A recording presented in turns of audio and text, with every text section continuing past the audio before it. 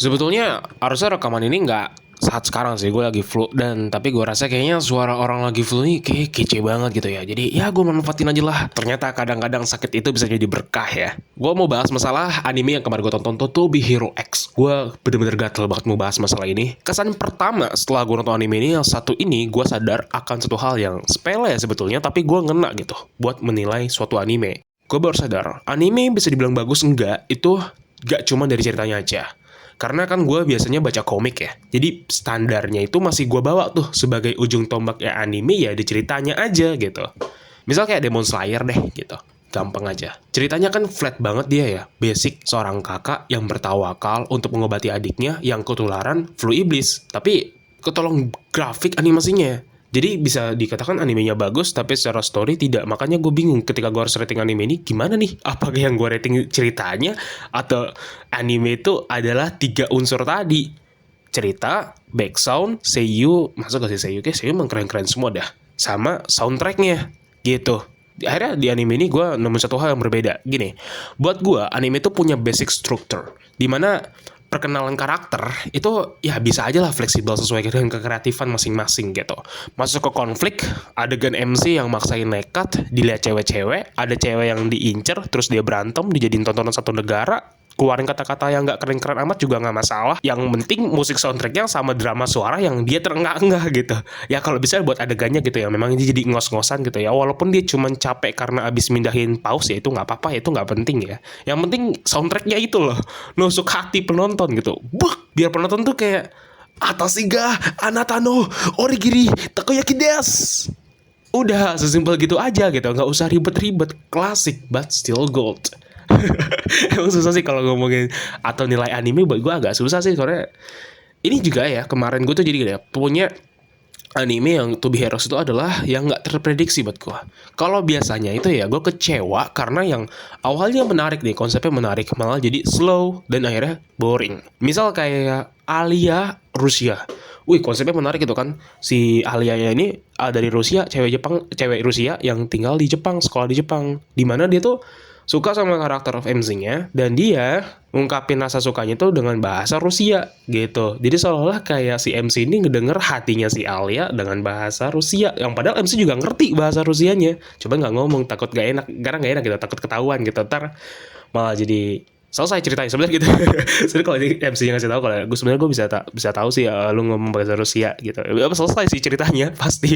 Ya itu aja sih. Jadi awalnya menarik, terus tiba-tiba masuk ke konflik ke keluarga gitu kan. Ada konflik keluarga yang gue nggak ngerti, ini keluarga bangsa tuh keluarga kerajaan, tiba-tiba masuk, anjir, ada ninja-ninjanya segala. Apa ya, jadi boring. Sekarang gue malah nemuin anime yang gue remehin duluan di awal, malah bikin gue jadi makin yakin kalau misal apa gue nggak yakin apa sih, yakin pada Tuhan. To Be Hero X itu beneran dari sini gue sebenarnya jujur agak males bahas-bahas yang hype kayak misal Kaiju nomor 8 itu udah bagus beneran, memang ya gue jadi agak males. Kalau dan ya itu bagus, tapi gue punya session khusus tuh buat dan kayaknya berikutnya gue bakal bikin bikin sesi khusus ya untuk dandan gitu ya. Grafiknya itu modelannya 3D gitu yang sering dipakai sama anime-anime aneh sebetulnya. Dan apa gue yang salah ya antar mana duluan yang make ya, soalnya kemarin Arcane juga make gitu modelan kayak gitu. Tapi dia bagus banget ya tuh Arcane, kalau temen-temen tahu tulisannya Arcane, nanti gue tulisin. Itu bagus banget itu ya, season 1 season 2. Gila sih. Gue itu masterpiece sih. Tapi kan dia kan jatuhnya ke animasi Amerika ya. Sedangkan kalau ini kan dia benar-benar buatan dari Jepang sama Cina kolaborasi gitu ya. Nama-namanya juga nama-nama Cina. Kalau Sun Jinwoo kan Korea tuh. Nah, dia pakai nama-nama Korea kan. Kalau ini pakai nama-nama bahasa Cina gitu. Kita masuk ke break, gue langsung masuk ke sesi pembahasan animenya aja ya, kayak gimana animenya. Jadi pada episode 1 itu di sini karakternya ngejelasin kalau ada satu karakter yang jadi superhero dengan cara yang absurd dan maksain banget. MC-nya juga maksain ya, kayak gak niat gitu bikin anime, bikin ceritanya kayak gak niat gitu, maksain banget. Lo bakal dapet sih kesan kayak gitu pasti kalau lagi nonton. Gue aja simpel aja sih ya. Jadi awalnya dia adalah tim editor iklan gitu, iklan superhero yang namanya Nice ya, dimana dia ini menjiwai banget peran di balik layarnya itu. Nah, tapi dunia kan mana mungkin peduli sama kesungguhannya si dia ini, namanya Ling Ling ya. Ya, manajer, bosnya segala cuma butuh duit gitu. Jadi orang-orang ngerasa si Ling Ling ini aneh Dan akhirnya ada sasa blok-blok biasa lah, dia dipecat dan dia frustasi deh. Terus gak ada kerjaan, ya berasa kehilangan jiwanya. Kayaknya dia mau bunuh diri sih itu, soalnya dia ngapain di atas gedung gitu. Sebelum dia mau, nggak tahu sih dia lompat atau kagak, datanglah si Nice, pahlawan yang selama ini dia iklanin, maksudnya dibikin iklannya gitu. Asli dia kayak cuman datang, senyum, langsung lompat gitu, dan kepentok palanya. Metong dia. Gak lama datanglah manajer si pahlawan Nice tadi, yang ya tadi lompat tadi. Di mana manajer ini kayak stres gitu kan, stres mampus karena urusan karirnya tuh dan sponsor dan lain-lain gimana gitu. Nah, dengan Ling yang ditangkep sama bodyguardnya si manajer, kenapa dia ditangkap? Kayaknya dia difitnah ngebunuh Nice deh. Jadi nggak mungkin juga ya. Pada saat manajer itu lagi muter otak, dia ini sadar kalau si Nice ini mirip banget sama Ling. Salah, Ling ini mirip banget sama si Nice, cuma kan beda warna rambut ya. Akhirnya ya udah Ling di make over jadi kayak Nice, dipakein bajunya. Jadilah dia pahlawan Nice palsu gitu.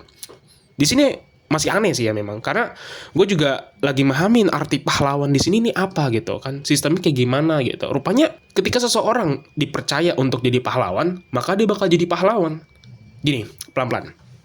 Setiap orang itu di universe anime ini punya angka pada pergelangan tangan mereka, pada pergelangan tangan nadinya. Mereka itu yang angka ini, mereka yang akan nunjukin jumlah orang yang percaya pada orang itu, yang menentukan akan seberapa kuat orang itu. Maksudnya, ya seberapa orang kuat itu, bahkan sampai ke pahlawan gitu. Nah, dan si Ling ini dikasih bajunya si Nice. Di sini gue kurang teliti atau gimana sih gue, tapi inget ya tau bahwa si Ling ini langsung masuk ke fase dia itu udah bisa terbang, dalam tanda kutip, dia punya kekuatan. Kayaknya ada transfer kekuatan gitu pada suatu objek. Jadi gini maksud gue, sosok Nice yang asli itu cuma wadah gitu. Ketika Nice pertama udah mati, kan masyarakat belum tahu nih. Mereka nggak tahu kalau misalnya Nice mati bunuh diri. Nah, nilai jumlah kepercayaan itu masih ada atas nama Nice. Nah, jadi nggak lebih kayak baju aja gitu. Mungkin juga ini miss detail dari animenya atau gimana, gue nggak ngerti. Pokoknya Ling jadi Nice, udah selesai. Dia punya kekuatan bisa terbang kan. Sebenarnya emang gitu dong sih, nggak dijelasin. Kayaknya nggak jelasin detail animenya di situ. Dan itu udah akhirnya di Ling tuh ngejalanin drama tuh sebagai Nice palsu. Meskipun dalam jadi dirinya ngerasa bahwa dia bukan Nice gitu, pahlawan Nice. Dia intinya nggak enak lah. Dia harus jadi orang lain. Sampai pada Nice akhirnya itu terkuak kalau misalnya ternyata dia bukan sosok Nice yang asli gitu. Itu ada superhero juga, kalau nggak salah namanya God A ya, dia hero ke-249. Mungkin akhirnya dia menguak bahwa si Nice asli itu mati dan digantiin sama si Ling yang sebagai tim editor iklan mereka, iklan si Nice-nya gitu. Nah, akhirnya si Ling ngaku deh tuh kalau dia tuh bukan Nice yang asli. Di sini yang gue bilang, anime mah basic strukturnya aja lah. MC-nya ngos-ngosan gitu kan, ngomong nggak keren-keren amat juga nggak masalah. Yang penting soundtracknya.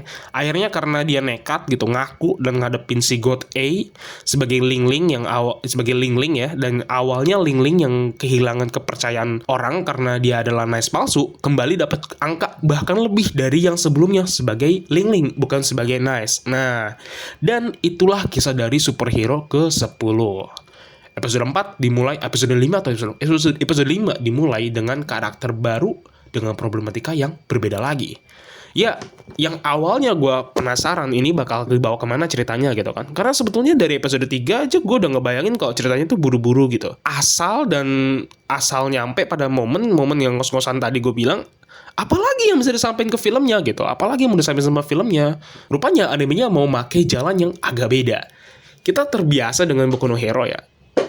Itu jangan kita lah, gue terbiasa dengan Boku no Hero gitu ya.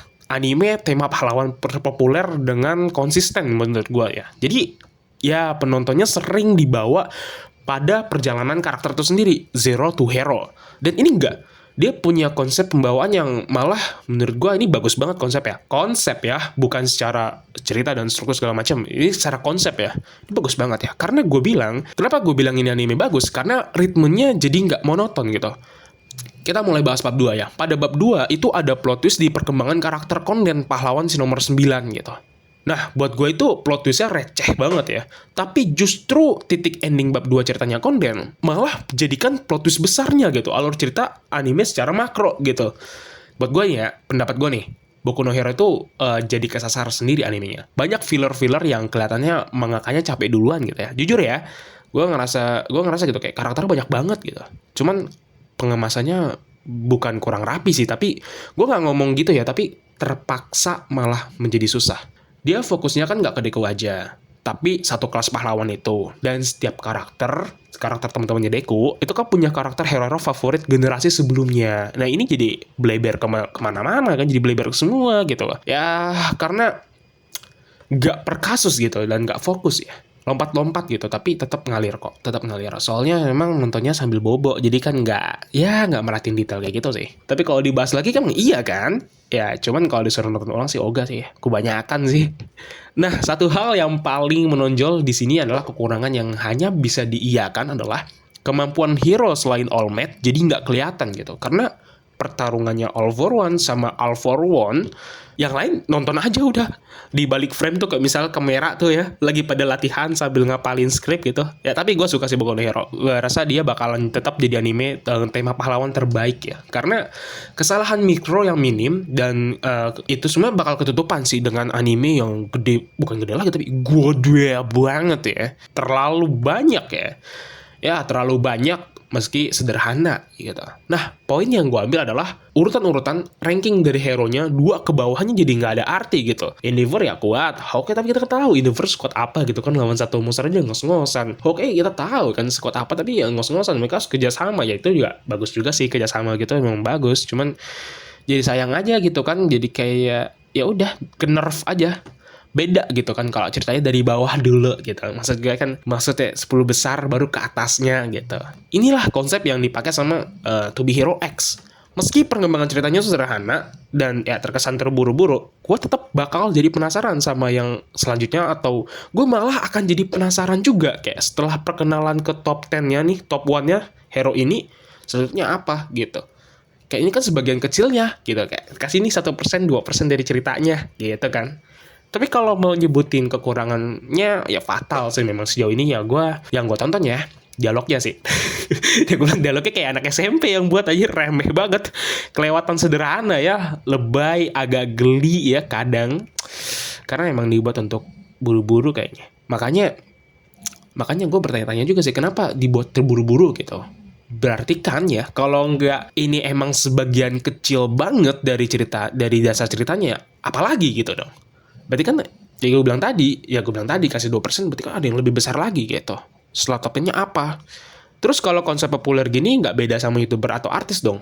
Beda teman-teman. Di sini gue terakhir nonton episode 12 ya. Terakhir itu gue sebelum bikin video ini di bab 2 juga ya. Ada YouTuber yang menyuarakan perang antara konten lama sama konten baru. Nah, jadi di sini nggak ngaruh ya jumlah follower lo di sosial media sama kepercayaan tuh beda jenis gitu. Kepercayaan itu punya level yang lebih dalam, dan itu ada di bab 2 juga. Dimana bocil yang diselamatin sama konten muda itu bukan orang yang baru dikenal, tapi udah lama gitu. Hubungannya udah lama, mereka udah ngobrol lama dan dekat, dan kita juga udah tahu si bocil ini emang ngefans sama si konten muda ini, dan di situ dia masih belum kehitung sebagai satu di pergelangan tangannya si konten muda. Tapi setelah momen dimana di hatinya si bocil ini percaya kalau konten muda di depannya tuh harus bangkit dan bertarung, baru bisa dikasih kekuatan pada hero-nya, atau maksud gue pada konten mudanya. Nah, masalah ini juga unik nih, dimana kalau pada bab 1 kan Ling Ling itu punya prinsip bahwa semua orang dapat jadi pahlawan ya. Siapapun ya asal dia mau dan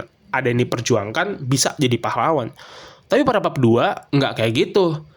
Karena dengan satu aja kepercayaan dari bocil tadi yang diselamatin sama konten muda, ini sebutnya konten muda susah banget ya, Esol dan namanya tuh, biar nggak belibet ya. Yang Chen namanya, Yang Chen ya. Nah waktu itu si Pamelo tuh, bocil yang diselamatin sama Yang Chen, itu nganggep kalau misalnya Yang Chen ini beneran pahlawan sungguhan, bukan konten tiruan. Dan satu kepercayaan dari si bocil doang, itu ngasih kekuatan super ke Yang Chen yang perbedaannya jauh ya, sampai bisa bertarung dan menang gitu. Jadi malah di bab 2 ini jelasin kalau intinya nggak semua orang bisa jadi pahlawan, karena Yang Chen cuma dapat 1 malah ngelonjak kemampuannya, sedangkan pada kompetisi-kompetisi sebelumnya dijelasin kalau Yang Chen itu dibuang karena alasan ya dia nggak ada yang percaya sama dia, kepercayaan cuma 0. Masih banyak orang-orang yang kepercayaannya nggak 0, 1, 2, 3 bahkan sampai 15 tuh ada, tapi mereka nggak bisa jadi pahlawan, mereka nggak punya kekuatan gitu. Jadi ya udahlah, serah beliau yang buat cerita ya, gue juga itu detail-detail yang itu sih yang gue perhatiin. Itu sih keren ya. intinya keren itu. Animasinya sama backsoundnya tuh seru ya. Kenapa gue nonton Demon Slayer jadi kurang aja gitu ya? Soalnya kayak udah tahu duluan gitu kali ya kemakan ceritanya gitu. Ujung-ujungnya bakal mati juga jagoan-jagoannya. Jadi ya serah lah lu mau di komen apa. Tapi intinya perasaan gue nonton animasinya jadi kekuras parah gitu ya, ke nerf gitu. Jadi nggak nikmatin, gue kayak ya elah. Bagus sih, ya cuman ya udahlah gitu lah. Alhamdulillah nih doa turun dari langit. Ya udahlah, ada nih tuh di Hero X ya, bisa nikmatin action animasinya tanpa tahu spoilernya, tambah lagi juga cerita nggak ketebak nih kayaknya. Ya semoga nggak kecewain juga ya, karena sebenarnya gini, buat gua anime bagus enggak itu nggak semuanya harus kayak masterpiece gitu ceritanya ya. Ini bakal gue bahas juga sini masalah standar anime ya, sebetulnya nggak dirusak juga sih bilangnya, cuman kalau dengar pembahasannya Timothy dari Ngelantur Indonesia, justru ada yang bisa gue lurusin di sini nih ya. Tapi nanti lah ya, itu masalahnya ya, itu bisa bahas nanti, terus jadi konten lagi soalnya. Ya sampai ketemu di video berikutnya lah, mungkin gue bakal langsung ngebahas tuh bagian ya tadi standar anime gara-gara Ngelantur si Indonesia. Gue nggak bilang dia nggak rusak, tapi ada hal yang perlu diluruskan di situ. Oke, segitu aja ya. Sampai ketemu di video berikutnya. Salam sehat dan makan yang banyak ya. Nggak apa-apa dibilang gemuk, yang penting tetap hidup.